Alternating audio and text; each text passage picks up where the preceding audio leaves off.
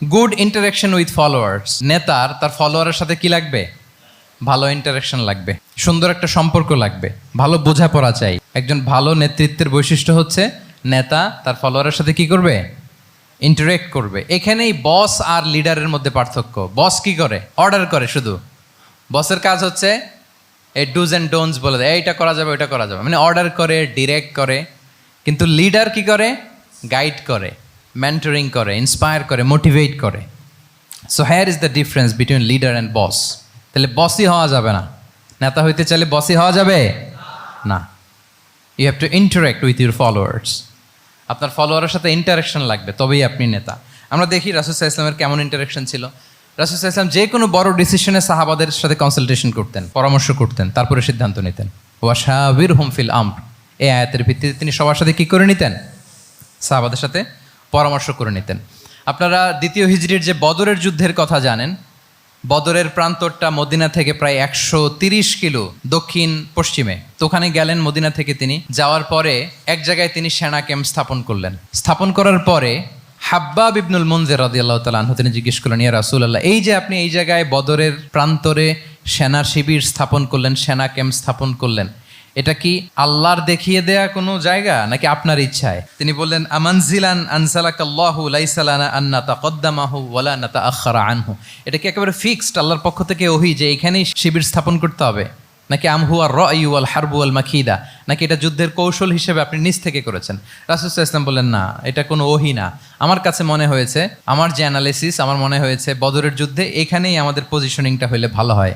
হাব্বাব ইবনে মুনজির রাদিয়াল্লাহু তাআলা আনহু বলেন, না, ইদান লাইসা হাযা বিমানসিল ইয়া রাসূলুল্লাহ, তাহলে এইখানে যদি আপনার নিজ থেকে আপনি এটা ডিসাইড করেন, আমি আপনার অনুমতিক্রমে বলতে চাই ইয়া রাসূলুল্লাহ, এইটা সুন্দর জায়গা হয়নি। সুন্দর জায়গা হয়নি? তাহলে কোথায়?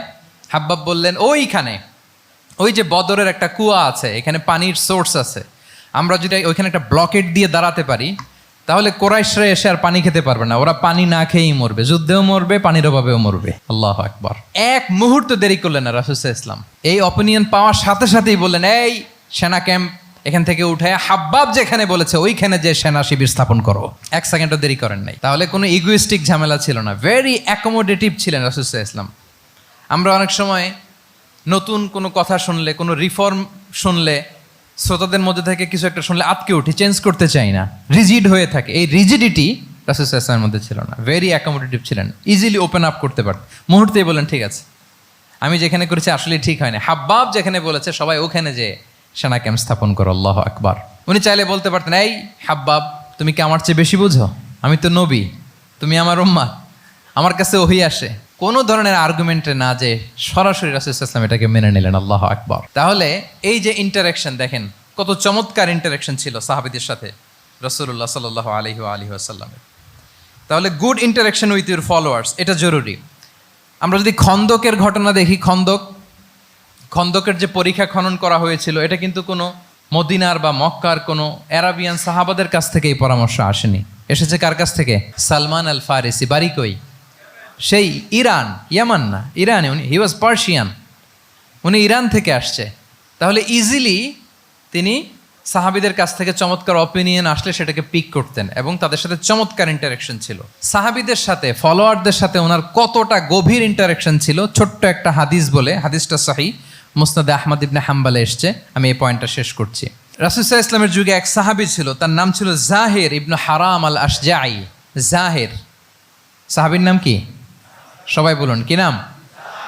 জাহির রাদিয়াল্লাহু তাআলা আনহু। উনি মদিনায় থাকতেন না, উনি মরুপল্লীতে থাকতেন, মানে বেদুইন ছিলেন আর। মদিনা তো শহর, সিটি, উনি সিটিতে থাকতেন না, উনি থাকতেন মরুপল্লীতে। ওখানে তিনি অর্গানিক ফলমূল, শাকসবজি চাষ করতেন। রাসূল সাল্লাল্লাহু আলাইহি ওয়াসাল্লাম ওনার এই অর্গানিক ফলমূল আর শাকসবজি খুব পছন্দ করতেন। ফলে উনি প্রায় সেই মরুপল্লী থেকে রাসূল সাল্লাল্লাহু আলাইহি ওয়াসাল্লামের জন্য অর্গানিক ফ্রেশ ফ্রুট আর শাকসবজি মদিনায় নিয়ে আসতেন এবং এগুলো ফ্রিতে দিতেন রাসূল সাল্লাল্লাহু আলাইহি ওয়াসাল্লামকে অ্যাজ এ গিফট। উপহার হিসেবে রাসূল সাল্লাল্লাহু আলাইহি ওয়াসাল্লামকে মরুপল্লী থেকে চাষ করে আনা ফলমূল, শাকসবজি দিতেন। আর কিছু শাকসবজি, ফলমূল তিনি মদিনার বাজারে বিক্রি করতেন। তো একবার তিনি এসে রাসূল সাল্লাল্লাহু আলাইহি ওয়াসাল্লামকে অর্গানিক এই ফ্রুটগুলো দিয়ে বাকিগুলো মদিনার বাজারে বিক্রি করতেছেন। রাসূলুল্লাহ সাল্লাল্লাহু আলাইহি ওয়াসাল্লাম বাজার ভ্রমণে গেলেন, যে দেখে ওই তো জাহের। উনি আবার কানা রজুলান দামিমান, একটু কুৎসিত দেখতে, একটু খাটো কুৎসিত শ্যামবর্ণের ছিলেন। তো ওনাকে দেখেই রাসূল সাল্লাল্লাহু আলাইহি ওয়াসাল্লাম পিছন থেকে এরকম ঝাপটে ধরলেন।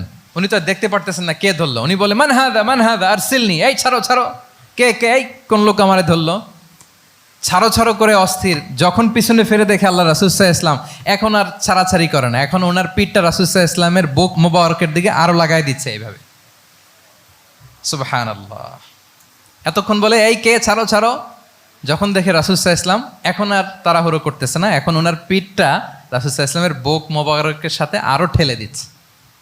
রাসূল সাল্লাল্লাহু আলাইহি ওয়াসাল্লাম এবার মজার ছলে বললেন, মাইয়াশতারি হাযাল আব, ফান করে বলতেছেন, এই একটা দাস আছে আমার কাছে, এই লোকটারে কে কিনবে, আমি বেচবো। জাহের রাদিয়াল্লাহু তাআলা আনহু বলেন, ইয়া রাসূলুল্লাহ ইদান ওয়াল্লাহি তাজিদুনি কাসিদান, আমি কালো মানুষ, আমি সস্তা মানুষ, আমারে বেচলে বেশি দাম পাবেন না আপনি, আমি তো সস্তা মানুষ ইয়া রাসূলুল্লাহ। রাসূল সাল্লাল্লাহু আলাইহি ওয়াসাল্লাম বললেন, আনতা লাস্তা ইনদাল্লাহি কাসিদ ইয়া জাহির, হে জাহির তুমি আল্লাহর কাছে সস্তা নও, আনতা ইনদাল্লাহি গালি, তুমি আল্লাহর কাছে বড্ড দামি। তোমার স্কিন ব্রাইট কালার না, তুমি কুৎসিত, তুমি দুনিয়াতে সস্তা হতে পারো কিন্তু আমার আল্লাহর দরবারে তুমি কভু সস্তা নও। আনতা ইনদাল্লাহি গালি, আল্লাহর কাছে তুমি বড্ড দামি। দেখেন ইন্টারেকশন কোন মাত্রায় গেলে পিছন থেকে যে এরকম হাক করা যায়, ঝাপটে ধরা যায় এক সাহাবীকে। সুবহানাল্লাহ বিহামদি। এরকম গুড ইন্টারাকশন ছিল অনেক অনেক, ভুরি ভুরি সিরাতের পরতে পরতে আপনারা পাবেন যে রাসূল সাল্লাল্লাহু আলাইহি ওয়াসাল্লামের সাথে সাহাবাদের ইন্টারাকশন কত চমৎকার ছিল।